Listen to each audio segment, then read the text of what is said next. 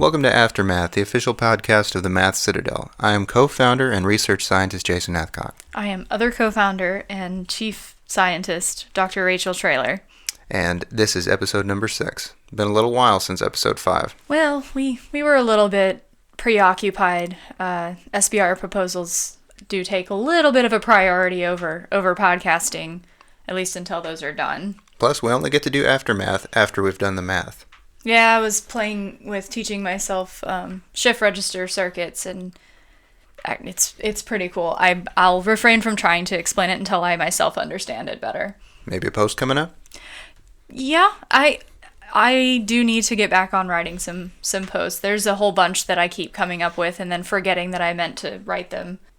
But like you said, we have got plenty to do with those proposals. Yeah. So we had done a couple of series or started some, some of them were just collections. We did the one collecting small things we've learned in business, little tidbits here and there that most people don't discuss. And then for fun, we were collecting... Peeves. Lots of peeves. Well, the math peeves, right? Right. Only math peeves. Yeah, there's not enough podcast time for all my peeves. And our math peeves are pretty lighthearted. This series we're actually going to start and finish all the way. And it's going to have an undercurrent of a particular book that we've read and found particularly profound, especially as it applies to our business and how we run things and some of the challenges that we see in creating essentially what I would consider a very unorthodox type of business in a lot of ways. And the book is called Quiet by Susan Cain, the tagline being the power of introverts in a world that can't stop talking. So, Jason, do you consider yourself an introvert? Absolutely. I consider myself sort of a heavy introvert. Yeah. I keep to myself, kind of. But I think what's important to establish is what it means to be introverted. What is introversion, really? So, for example, I myself am also probably equally as introverted in preference as you are, even though I tend to end up being a little bit more customer-facing, networking, all of that stuff. I'm more active on Twitter, and I'll interact with people maybe a bit more than you do. And that brings me to the common misconception that we both have had to fight, is that introversion is not synonymous with shy. Right. It's not synonymous with awkward or ill-spoken. Mm-hmm. Not at all. Introversion is simply I guess you'd call it a personality type for the first thing that comes to my head, a very strong preference for solitary activities or small group interactions. In other words, interactions socially for us, unless they're with people we are extremely close to, are very draining. Right. And that's what it comes down to. The best definition I've been given about introversion and extroversion, it comes down to how you get your energy, like how you work with your energy through the day.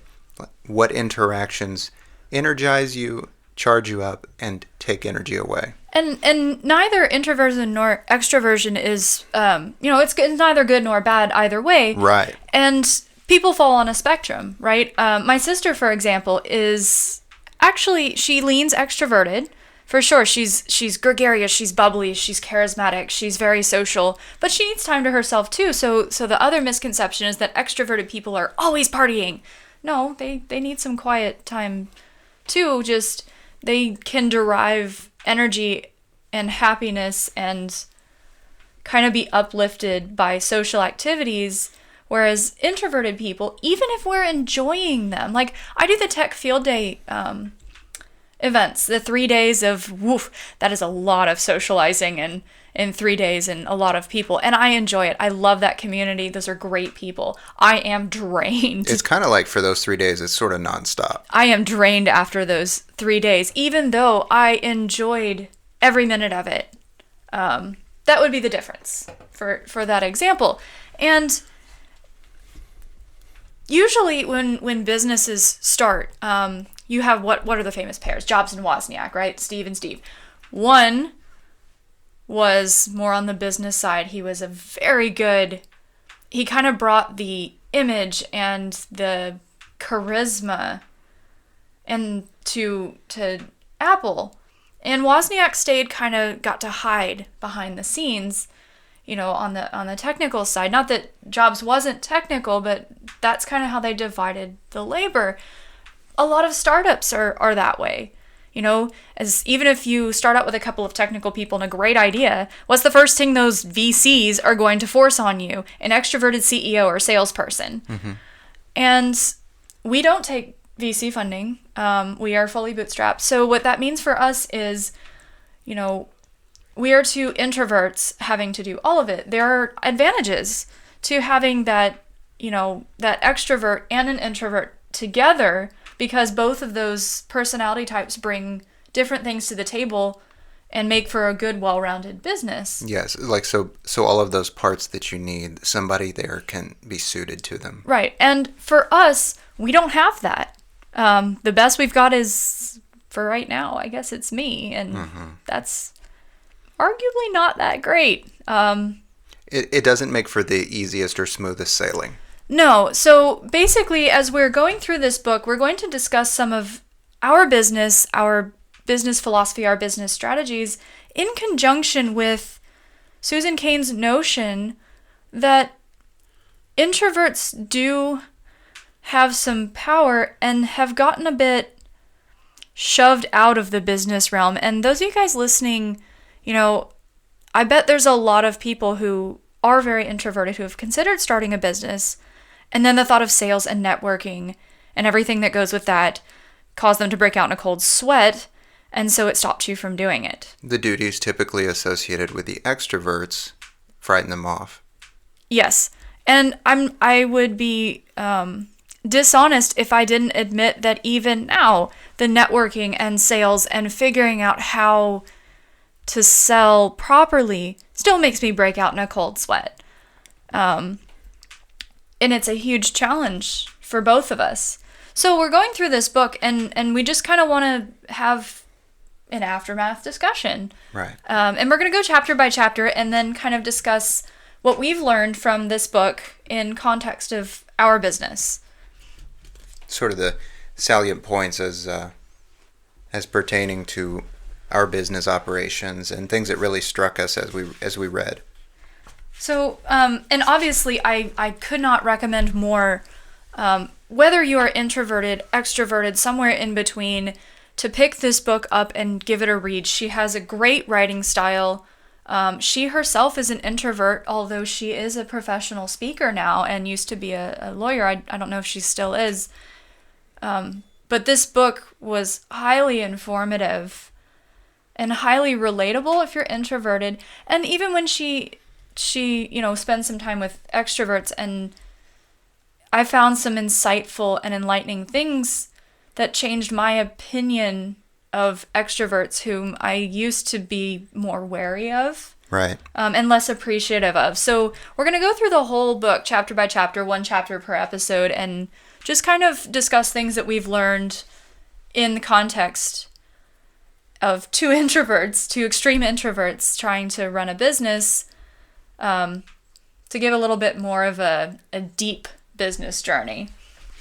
So what is the name of the first chapter? So the name of the first chapter is The Rise of the Mighty Likeable Fellow. And what she does is she traces a cultural shift in America in particular is what she focuses on, from what a cultural historian named Warren Sussman calls a culture of character to a culture of personality.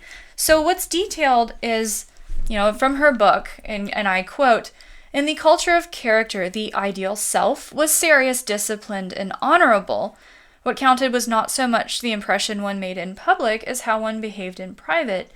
The word personality did not exist even in English until the 18th century. And the idea of having a good personality is not widespread until the 20th.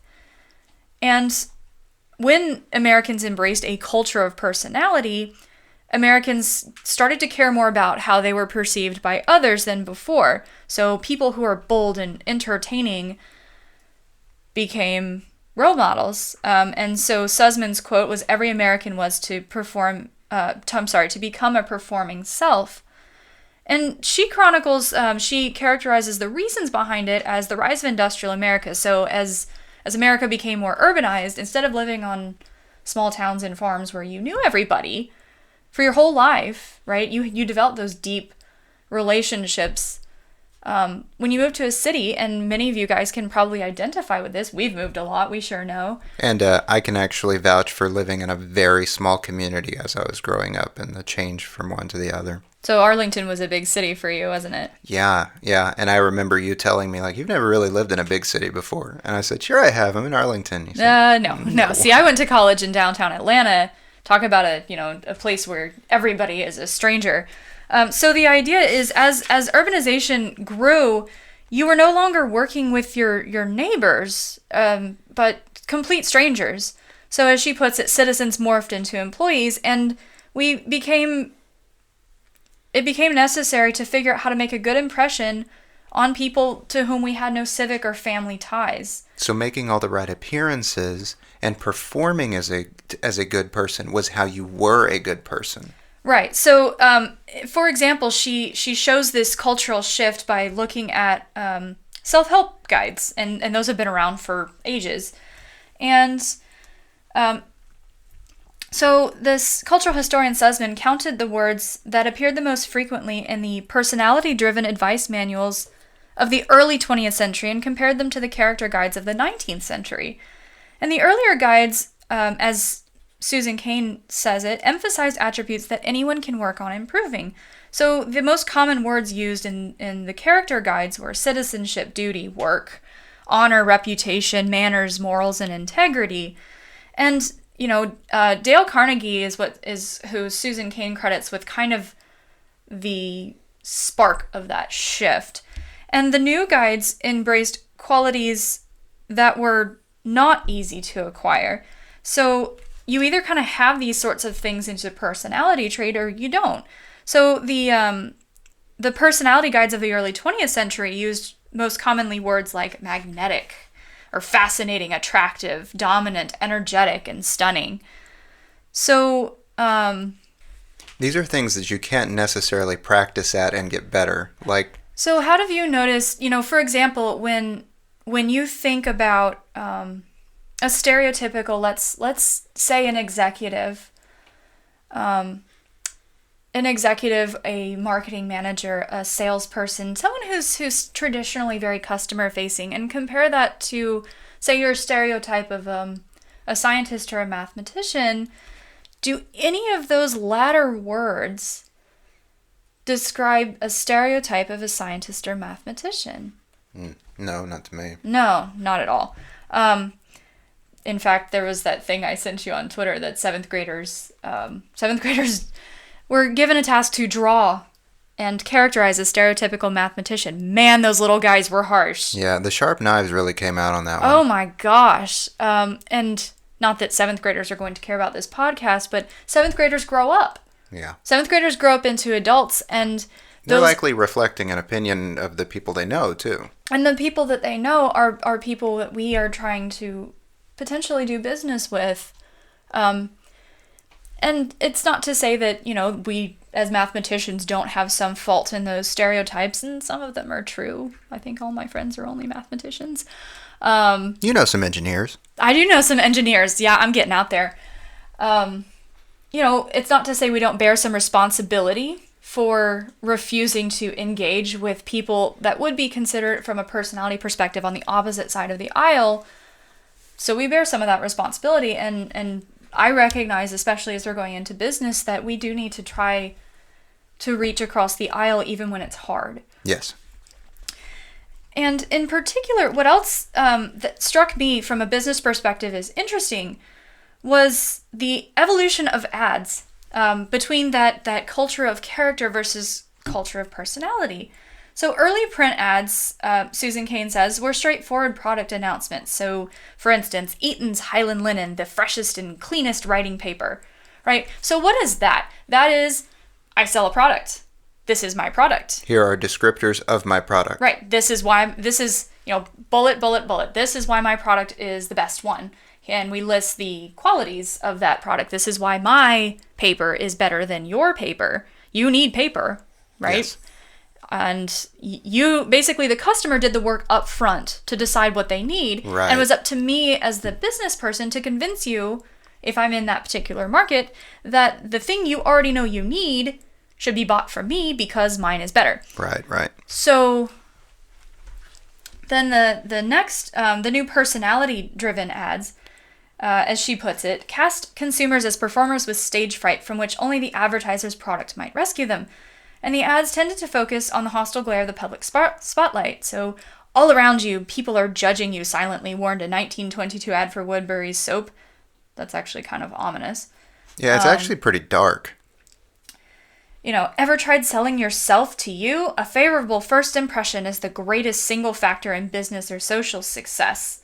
So an ad for Dr. West's toothbrushes. And so then we can sit and talk about that for a second. So when we first kind of started selling and tweeting and trying to advertise, what's our natural inclination? Our idea was basically the old school way, which was like, if you're looking at this advertisement, you've already figured out what you need. Here's why ours is best. Right. We assumed, right? Companies need R&D. Right. Companies need R&D. We do R&D. Okay, that's out of the way. Now it's simply our job to explain why the mathematical R&D, and in particular, obviously, our mathematical R&D is worth your money. And, what were the things that we would cite for our bullet points, right? Why use ours? Well, our solutions to your problems are going to be bulletproof, time tested. They are going to stand the test of time. They are going to be totally rigorous. They are going to open up a wealth of applications. Right. So it's you get a huge ROI in many different facets from what we offer, right? If you spend $100K on our research and get 3 patents out of that, you've increased your company valuation potentially by millions of dollars, let alone if you actually build the thing. And one solution that can apply to multiple verticals saves you money, right? And those were very dry, factual, very straightforward things. And that's I thought I would go to CTOs and this would be the pitch. And we knew that most large companies especially already fund universities. So we assumed that the model was understood. Yeah. The model was understood, right? We are simply just taking what they know to be typically done in a university and moving it to the private sector. So we thought they understood that. Yeah. And like on the minimal level, like you're going to save a boatload. If you went through university, most of your money will be going to overhead and won't even be getting to the researchers. So cut out the middleman, as it were. Go with us. We have both academic and industry experience. And what do you think we found? After, we've been incorporated. Admittedly, we're not an established, we wouldn't say we were established. We're still quite new, but, we've been to several business meetings and it wasn't like crickets or anything like that. It's hard going because we stepped right over that. You've already determined that you need this, and let us tell you why ours is good.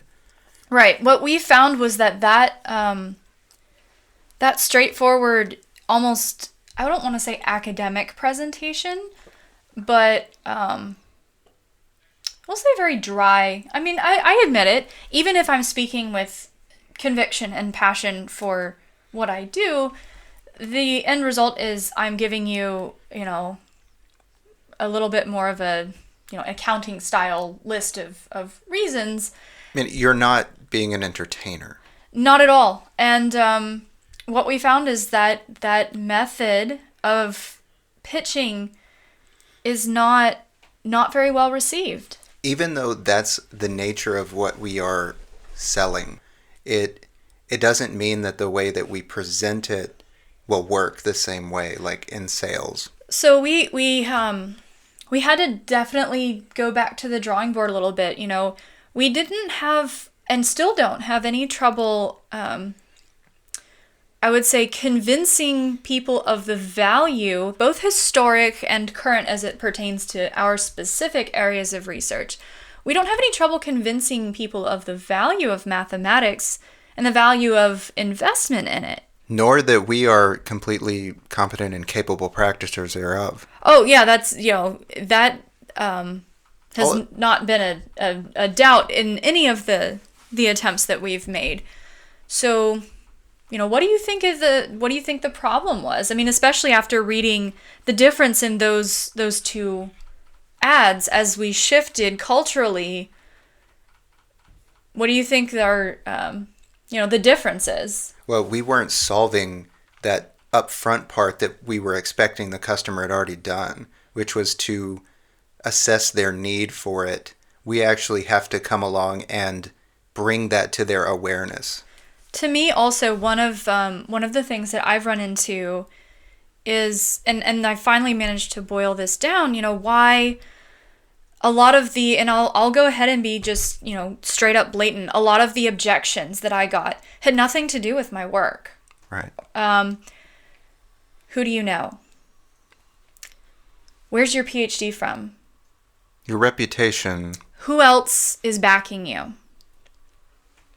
So those kinds of questions, right, provide a bit of a hump, and no amount of my explaining my papers or potential applications or even my own track record of patents and, and end-to-end solutions that I've built can overcome those objections. And I got frustrated, so frustrated. Poor Jason had to listen to me rant all the time about this because I so frustrated. I couldn't figure out what I was doing wrong or if it's even surmountable. And I think I've finally figured out, I've had to learn to read between the lines, right? They're saying certain objections. What are they really objecting to? What is what they really value? And the thing that frustrated me is it didn't seem to actually be research and results. And when I finally, I would mount an argument like, well, you fund Harvard. You fund Harvard and they haven't produced, that group hasn't produced anything for you in 3 years and you spent $300,000 on them. Doesn't that irritate you? And they'd acknowledge. Right. They follow. They'd even acknowledge that it was irritating and yet there was still this clear wall there. It wasn't reaching them. And I finally figured out that what many of these customers wanted, I was prestige. Right?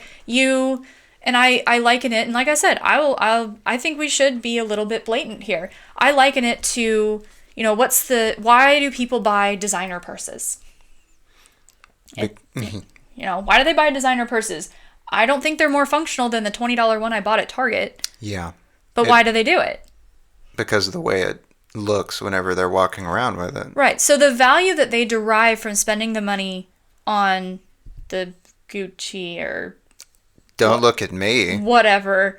Gucci's a designer. We'll go with that, right? I mean, I've pulled a total... I think so. Louis Vuitton. We'll go with Louis Vuitton because that's like the little diamond thing, right? With the LV. Oh, is that what that is? Is that what that is? Okay, we'll go with that. So, yeah, hate on us. Obviously, we don't know designers. Clearly, our value system's a little bit different. I haven't watched any movies about that, so... that Prada. That's one. Okay. Because there's the Devil Wears Prada. Okay, that's true. So, yes. Okay, we've got a designer. We've got one. I don't know if they make purses, but whatever. The point being that the value of buying that purse actually comes with esteem. It comes with esteem, status, and other people's perception of the carrier of that purse. When someone is carrying a designer purse that costs tons of money and everyone knows the name and the label and how expensive they are, then they get a particular image of the person carrying it. You are successful and fashionable and all of those more emotional prestige things. And what frustrated me, when we came back and we discussed it, we're the functional purse. We aren't a designer, and from a competitor standpoint, we will never be Harvard or Stanford. You know, those institutions have spent hundreds of years building up a reputation and prestige. We will be dead before we can directly compete with them. Right. So once we kind of decide, once I kind of recognized, we thought our value system is pretty simple, right? We don't really care about labels. We just want it to work. And that would, as evidenced by the fact that it took us a good minute to come up with a designer for an example. Merit. Merit is what we're looking at. Yes. So, to me, it shouldn't have mattered that my doctorate isn't from an Ivy League university. I finished in 3 years, the fastest anyone has gone through that program. I passed prelim exams before I took the class, and I have a doctorate that I would stake my life on. Mm-hmm. But the name on the university isn't fancy.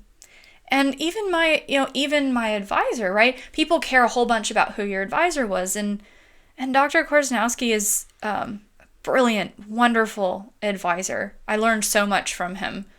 In particular, I learned a lot from him as an aside of what he didn't do for me. He made me struggle, through everything.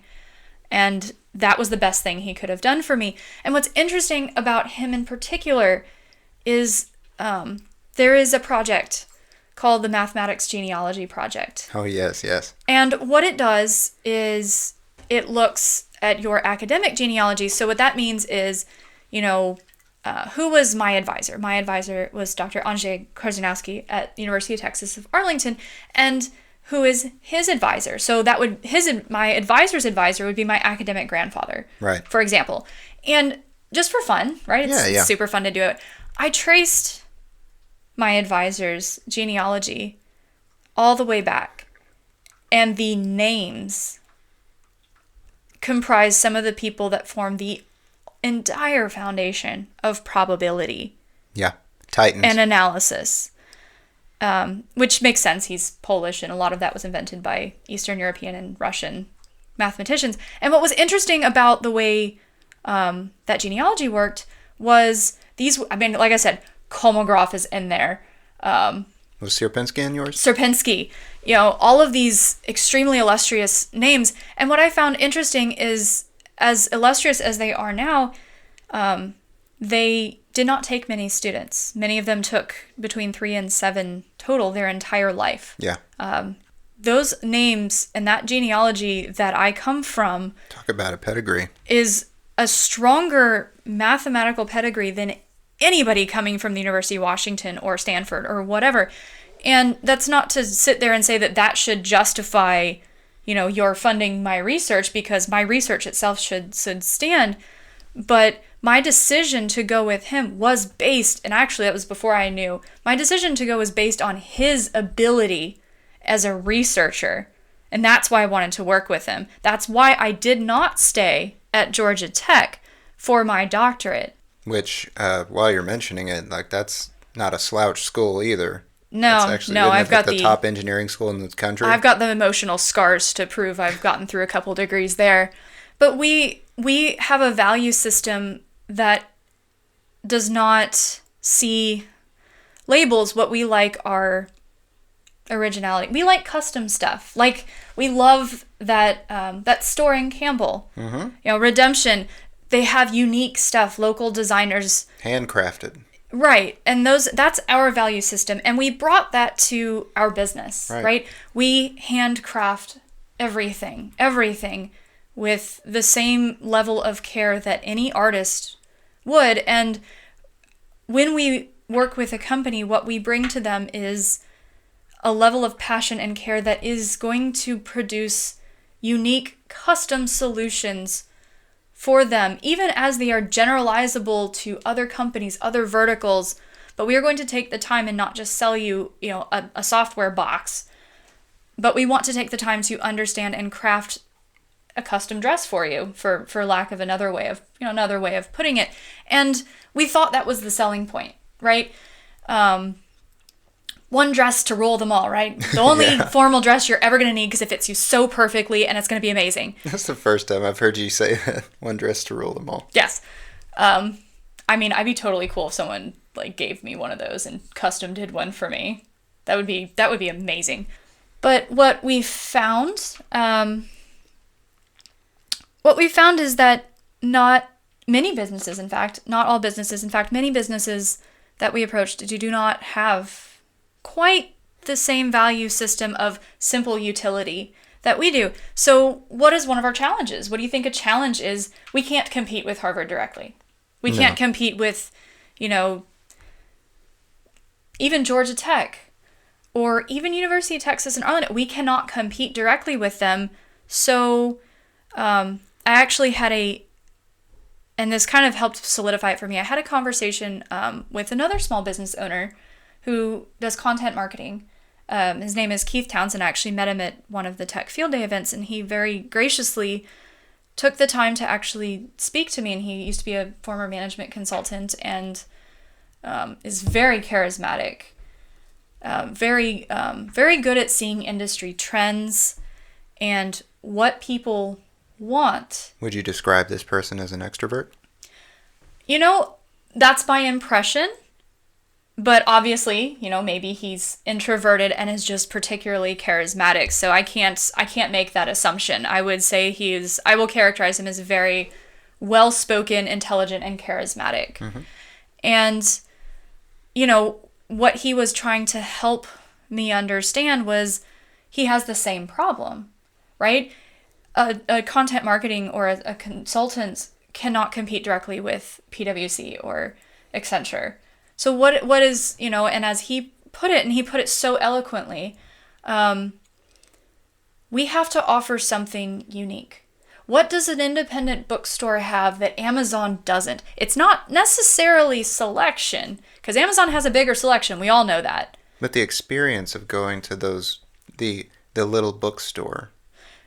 And actually, let's take Recycle Bookstore in San Jose. Because I actually think, for example, they do offer things you cannot find on Amazon. That's true. In their cases, they have books that are one of a kind, out of print. Because they're a secondhand bookstore, people just bring them. You never know what you're going to find. They have books from before the time of ISBN and Library of Congress. Yes. That we have bought. Right. So I would say, why are they so successful? And I think they are because they offer something unique. They offer a handcrafted experience. They offer something unique. And will they appeal to anyone just looking for, a mass market paperback to read on the beach? No. No, they won't. They appeal to a certain subset of people who value that experience.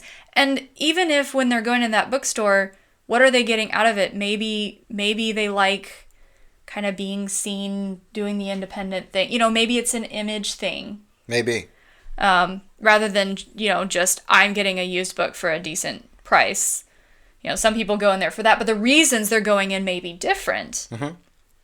So.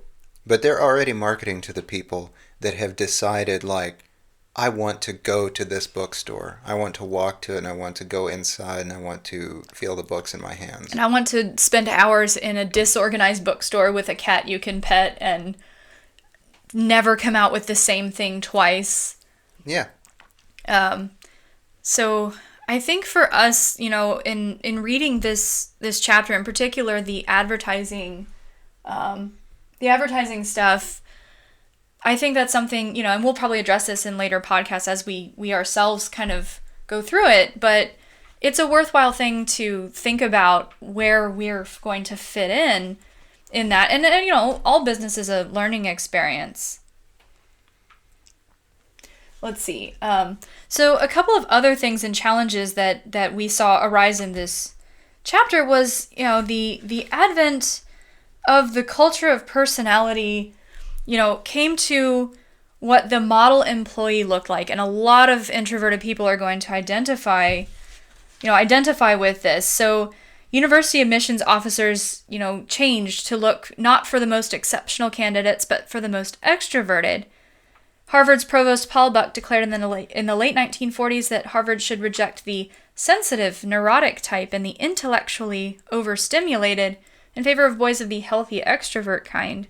In 1950, Yale's president, Alfred Whitney Griswold, declared the ideal Yalie was not a beetle-browed, highly specialized intellectual, okay, ouch, but a well-rounded man. Yeah, you can kind of feel right, the opinions you get the of idea. the time. And the most, I'll admit, a hurtful quote from another dean, we see no use for a brilliant introvert. And the college deans grasped very well that the model employee of the mid-century, even one whose job rarely involved dealing with the public like a research scientist in a corporate lab, been there, was not a deep thinker, but a hearty extrovert with a salesman's personality. Customarily, whenever the word brilliant is used, it either precedes the word but or is coupled with such words as erratic or eccentric.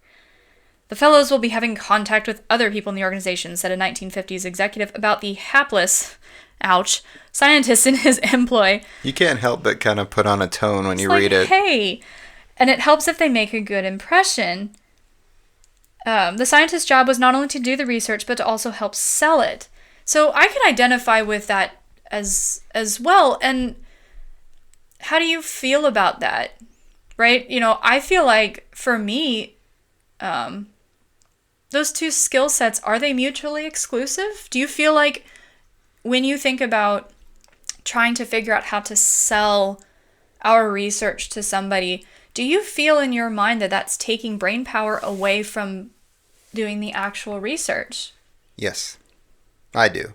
I honestly say, when it comes to selling our research, I have hit really hard with the terms brought up in this book simply for the wall of why is it not enough to simply say what I'm doing, and that's why it's good. I can, there are certain things, for instance, we cannot expect customers to be as well versed in our own research as us, that if we live, breathe it, it's 24/7.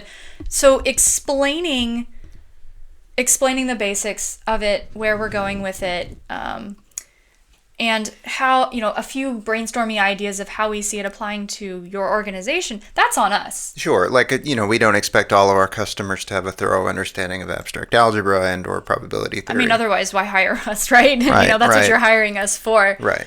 So an exposition. So that's not quite what you're talking about. What do you kind of mean when you said that? Well, I personally value a straightforward description of a solution to a problem. And I can determine from that, it's worthwhile. Why wouldn't I value it? So you look at the tech specs and go straight past the marketing. That's actually what I do every time I buy something. So whenever somebody tells me, you need to move to the pitch side of it, which is you got to be a little more entertaining. You got to sell this. And when they say the verb sell, they're actually loading that word up with a lot more.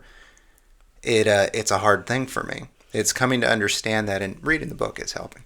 Yeah, reading the book is definitely helping, and in particular, it's given us a lot of food for thought that we've kind of distilled down to this conversation for the first chapter.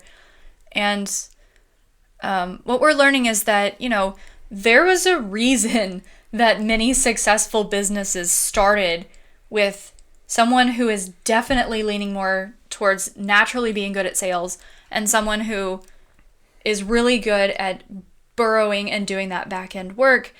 And for us, neither of us would rather do anything but burrow and do that back end work. It's not an inclination of mine to go and sell in the way of a salesman. Right, and it's a challenge for me. I tend to be the one that's doing it only because, that's just kind of how it's working out right now. Yeah, that's the way the arrangement is at the moment. You're still employed full time. Yes. So it falls to you to go and actually speak with the people and have more meetings, although we've done some together. Mm-hmm. We do some together, and to keep up. I have the freedom of time to keep up the social media presence that has been extremely valuable for us. Certainly. But if I admit it's draining. It's draining to the point where I have to step back. I have to figure out how to balance it, because it is affecting my mathematical creativity, because even socializing online is draining for me. And figuring out, before I socialize online, figuring out the right mindset, getting in that mindset is diametrically opposite of the mindset of the really deep research that I've done, the mindset that produces those ideas. So it's kind of a big impact of scheduling, for one thing, because if you have a day where it's like morning is loaded up with business calls and meetings, then you can't really say, okay, well then the afternoon that follows, I'm going to get deep into research. I cannot switch. Now, I maybe could write a post or an article, something that's not particularly intellectually, that sounds so pretentious. I was about to say intellectually challenging, but I sound like such an asshole. But, it doesn't require, if I'm writing something on the basics of queuing theory, that doesn't require me to venture into the deep, dark unknown of uncreated mathematics. Right, because that's where you're making things that don't exist yet. And that takes time and the ability for the brain to wander uninterrupted. Even just uninterrupted by people, knocking on the door and other stuff like that, but I mean uninterrupted in my own mind. Yes. And when I'm stuck in that business mode and worrying, you're preoccupied about the business stuff, I myself am challenged to figure out how to let that go. I believe those mindsets are mutually exclusive. I feel the same way. And that's a challenge for both of us because we are two introverts trying to run a business here. And that's not to say, of course, that I am, have any less than full confidence, in this. We have full confidence in what we offer. Of course we do. We believe that what we have is good. We believe that we are good at what we do. And we really just wanted to share some of the challenges that may be overlooked because extreme introversion is not considered a positive quality in a business person, businessman, businesswoman, whatever we are. In fact, I don't even like using the title. Like, we don't use titles like CEO, CTO. We don't do that because we don't feel like they fit. No, yeah, you'll notice how we introduced ourselves at the very beginning. We're just two mathematicians trying to produce research that makes the world better. That's sums it up. And what we would like to do is partially share our own journey through some of these challenges, what we learn, how we learn to deal with things, our thoughts on it. And this book is a particularly sharp lens. Yes, it's a great lens to look through, and it's going to serve as a great undercurrent. So this is one of our longer podcasts. So that does conclude the first chapter that that was called "The Rise of the Mighty Likeable Fellow." And the thing is, like, even with that term, right? When we say the word likable, I don't think people consider me unlikable, but there's likable and then there's likable. Right? Mm-hmm. There's the likable of, and there's certain people I know that are extroverted. There's that, my father's this way. He is the kind of likable that puts even the most introverted and self-conscious person at ease when he talks to you. That is a character trait that I find extremely admirable. Just somebody that can just walk into anywhere and immediately is so comfortable with themselves no matter where they are that other people, they can't really help. You can't really help but be drawn to them and be put at ease. Mm-hmm. and feel like you can relate to them no matter who you are. I can acknowledge that that's not a trait I possess. I can acknowledge I don't possess that either, and I admire those that do. So what that means is your best salespeople are like that, right? The best salespeople are like that, and that's awesome because you feel like they care about you. And it's not that we don't care about our customers, but there's still a vibe that is natural to those people that is unnatural for us. I like to think of it as like if you have the continuum of likable and unlikable, there is that point in the middle to me where... Yeah, I would say, we are professionally likable, but as mathematicians probably lean towards less of the socially likable. I'm just closer to the neutral on that, I think. We'll say we're pretty neutral. And that's not to say, That is not something that everybody has to be. No. But that's the point of the chapter, sort of. Right. That is what is desired, particularly of sales and business people. That is what is expected. And so we're going to be working through these chapters and detailing some of our philosophies, some of the reasons behind why we do things the way we do, why we've set them up, and some of our own challenges that hopefully some of you guys can relate to. And we would love to hear feedback about it. If of anybody course. has opinions or can share stories of their own, we'd love to hear it. Yeah, and that's the thing. Introverts are kind of bad at revealing and talking about things, but the thing is, even this being uncomfortable for us, we need to do it. We need to let people know that we exist. Yes. And we need to try to help others like us have a voice, and maybe even the confidence to start your own thing from some of the lessons that we learn. So, thanks for sitting in and listening with us on this first chapter. We're going to come back with the next one on our next episode.